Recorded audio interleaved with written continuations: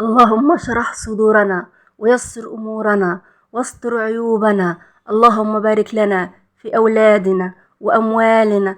اللهم ارحمنا. اللهم اشف مرضانا وارحم موتانا. اللهم اكفينا شر أنفسنا.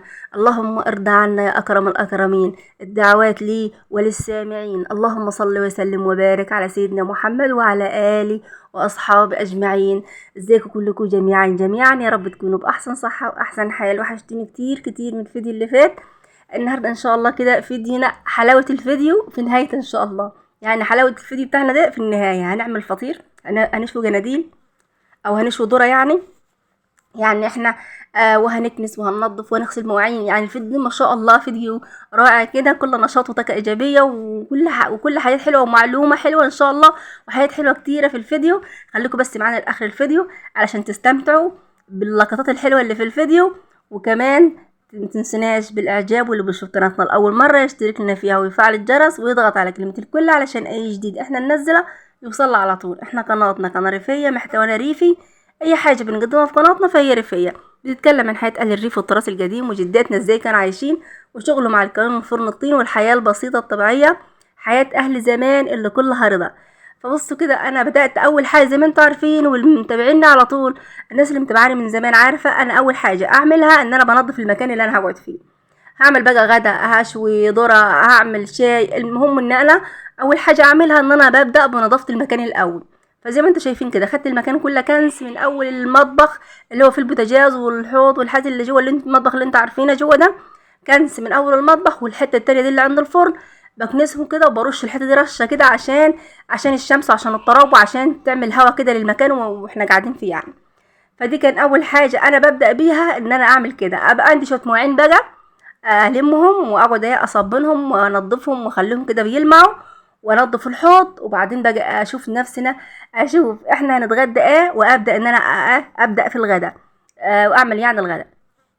فهنا زي ما شفتوني كده انا نظفت المكان تنظيفه حلوه ونضفت ورشيت الحته اللي عند الفرن، وجيت بقى هنا للمواعين يا جماعه. انضف المواعين عشان بس اللي عندها شويه مواعين تقوم تنظفهم كده. عندك كنيس، عندك مسيح، تقوم بقى تمسحي، تكنسي، تنظف المواعين. ما تقعديش ولا تكسلي، لان الكسل مش بيجيب غير الكسل. يعني بص، مش بيجيب غير المرض. يعني احنا لما نكسل على مصلحتنا بيجي ورا كسل ورا كسل. يعني بصوا، احنا لو كسلتي ساعة هتكسلي بقية النهار، وبعدين بتحسي ان انت مش مرتاحة مش مبسوطة.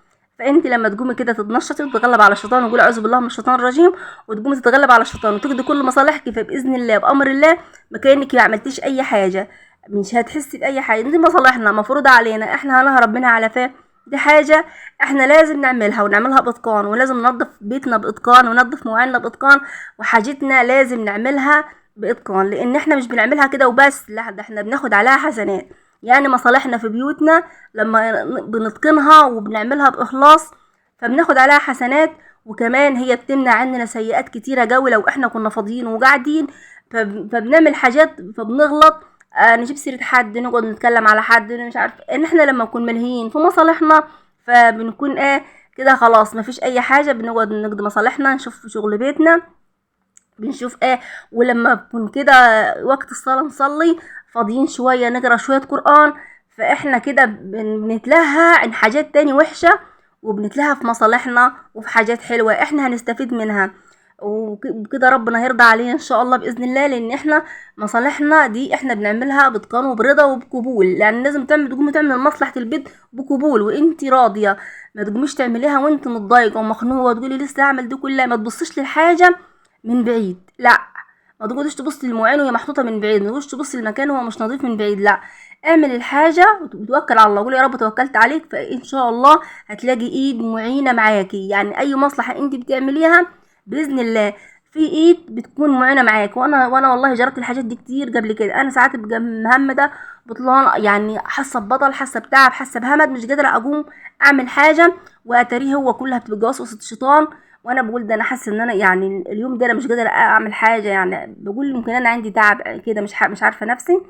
فلما بقوم واتغلب عشمانة لما بخلص كل المواعين بقى بيروح الهمد والتعب، لان هو كان الهمد والتعب دي كان من الشيطان علشان احنا ما نعملش مصالحنا.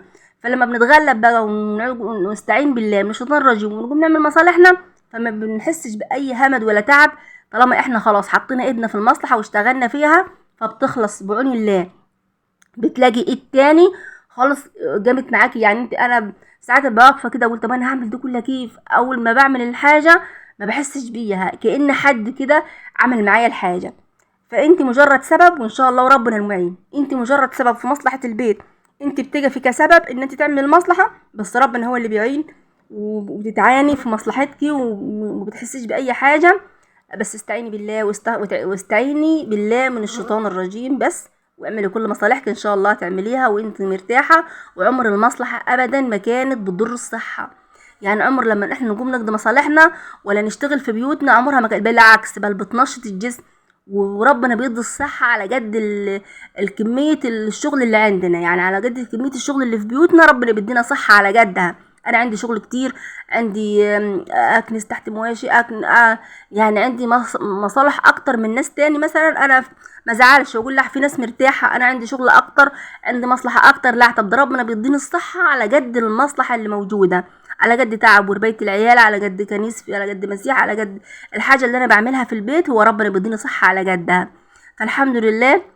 فنحمد ربنا على النعمة اللي ربنا بيديها لنا، ونحن قادرين نقضي مصلحتنا بايدينا، وربنا ما يحوجناش لحد ولا يحوجكم كمان لاي حد خالص. وربنا كده يغنيكم بصحتكم وعافيتكم ويبارك لكم في اولادكم يا رب العالمين. اوعوا تنسوا محمد بالعجاب. بالله عليكم تعليقاتكم الحلوه بتسعدني جدا جدا جدا.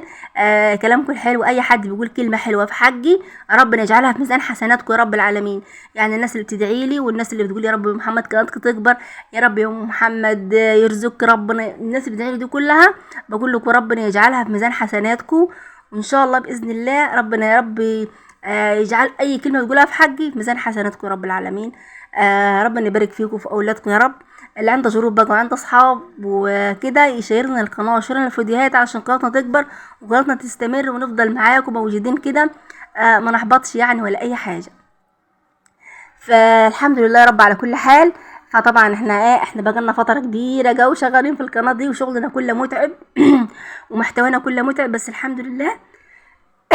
عفوا يا جماعه، نحمد ربنا على كل حاجه. بس تشجيع منكم بس كده انتوا شايفين هنا بسم الله ما شاء الله. طبعا انا عملت معاكم الفطير قبل كده ولسه عامله الفطير من قريب خالص، بس انا كنت بعمل تاني فطير يعني فقلت اجيب معاكم لقطات كده، يعني ما جبتش معاكم العجين ولا كده، جبت معاكم لقطات كده وانا بفرد الفطير. بسم الله ما شاء الله كان فطير من الاخر يا جماعه، والله كان روعه جدا جدا وممرق جدا جدا. وساعات انا بعمل فطير كتير بس ما بصورش، ساعات بيطلع اوردر، يعني ناس بتبقى طالبه فطير، فيعني ساعات اصور وساعات ما اصورش، فاهمني؟ يعني انا بعمل فطير كتير، بعمل فطير كتير بس مش دايما بصور معاكم، يعني ساعات اصور وساعات ما اصورش معاكم الفطير. انا كنت برضه فردت الفطير على الطبليه وعملت كده، وجيت هنا بعد ما لفيتها تاني بفردها في الصينيه عشان ادخل الفرن. بسم الله ما شاء الله كان فطير كده روعه روعه، طعم وهاشش كده ومورق كده، مفيش ولا حته فيه ما فيهاش ورق، يعني مورق كده خالص كده. بسم الله ما شاء الله جميل جدا جدا جدا يعني. فانا طبعا انا كنت اهو شايفين جابه في الصينيه ازاي، وشايفين بسم الله ما شاء الله فطيره جابه اهي ومورقه وحلوه جدا جدا. طبعا انا عملت الفطيره اهو ما خدتش معايا اي وقت، وكمان جبت معاكم لقطات بس كده عشان اوريكم الفطير، يعني اوريكم كغدانا اليوم. الغدا اللي في اليوم اللي احنا عملنا فيه المواعين وكنسنا فيه ده كان الغدا بتاعنا.